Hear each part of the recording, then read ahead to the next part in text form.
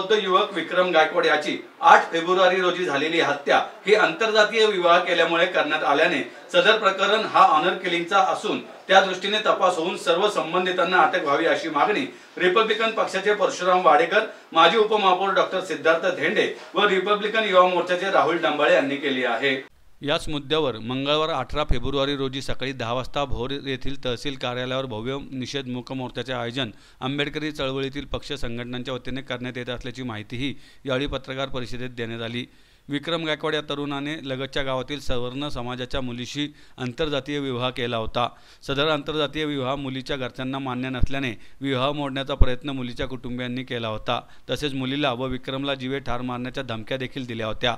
विक्रमच्या कुटुंबियांनी हत्या होण्याची शक्यता पोलिसांकडे व्यक्त केली होती, परंतु त्याकडे पोलिसांनी दुर्लक्ष केले व दुसऱ्या दिवशी हत्या करण्यात आल्याने या प्रकरणी पोलिसांची भूमिका संशयास्पद वाटत आहे। या घटनेला 10 दिवस लोटल्यानंतर सुद्धा पोलीस तपास हा अत्यंत चुकीच्या दिशेने सुरू असल्याचे पोलीस उपअधीक्षक भोर यांच्याशी झालेल्या चर्चेतून शिष्टमंडळाला जाणवल्याने निषेध मूक मोर्चा काढण्याचा निर्णय घेतला असून या मोर्चात हजारो लोक सहभागी होणार आहेत। धम्मभूमी भोर येथून सुरू होणारा हा मोर्चा संपूर्णतः मूक मोर्चा असून छत्रपती शिवाजी महाराज पुतळ्याजवळ याची निषेध सभा घेऊन सांगता होणार आहे। यावेळी प्रतिनिधी स्वरूपात भाषणे होऊन आपल्या मागण्यांचे निवेदन तहसीलदार व इतर अधिकाऱ्यांना देण्यात येणार आहे। 7-8 महिन्यापूर्वी तिथल्याच गावातल्या एका सुवर्ण मुलीशी लग्न केलं होतं। दोघांच्या सहमतीने लग्न झालं। लग्न झाल्यानंतर ते आपापल्या घरामध्ये राहत होते। त्यामध्ये एक पत्रक मुलीच्या घरी पोहोचलं आणि त्यांना कळालं की आपल्या मुलीने हा विवाह केलाय। तर त्यांचं पित्त खवळलं असेल, त्या मुलीला त्यांनी झापलं असेल। 2-4 दिवसांनी ते तंटामुक्तीचे अध्यक्ष आहे, त्यांनी मीटिंग बोलवली आणि या मुलावर प्रेशर केला, मुलीवर प्रेशर केला की तुम्ही सोडचिठ्ठी घ्या एकमेकांची। दोघांनी ऐकलं नाही। मुलीने सांगितलं मी सोडचिठ्ठी घेणार नाहीये, मुलांनी सांगितलं मी देणार नाही। त्याच्या 2 दिवसांनी या मुलाचा मर्डर होतो। यामध्ये अत्यंत वाईट आहे, ही ऑनर किलिंगचीच घटना आहे। जो पोलिसांनी तपास केलेला आहे त्याच्यामध्ये एक व्यक्ती हा स्वतःहून त्याचा खून करून त्या ठिकाणी हजर झाला।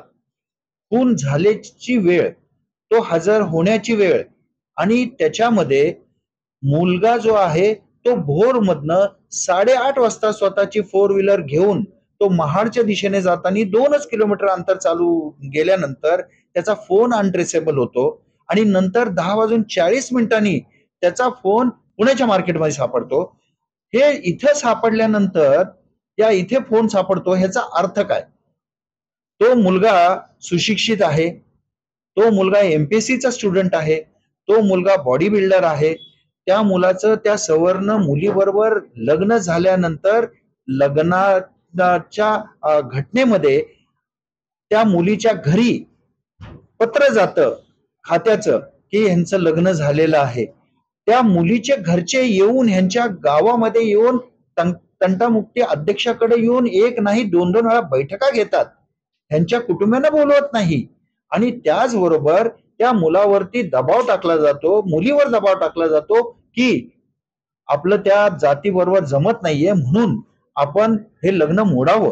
ती मुलगी नकार देते, ती मुलगी डिवोर्सला नकार देते, हे ऑन रेकॉर्ड आहे। त्याचबरोबर त्या मुलाचा जो भाऊ आहे, ज्यांनी खून केला त्याचा तो मित्र आहे, हे देखील ऑन रेकॉर्ड आहे आणि त्या मुलाचा भाऊ ह्यांनी ज्या मुलाला ज्याचा मर्डर झाला त्याला खून केलेला आहे, त्यांनी मुलांनी घरात सांगितलंय, हे देखील आता आपण ऑन रेकॉर्ड ऐकलं। त्यांच्या आईनी आणि घरच्या कुटुंबाने देखील सांगितलेलं आहे।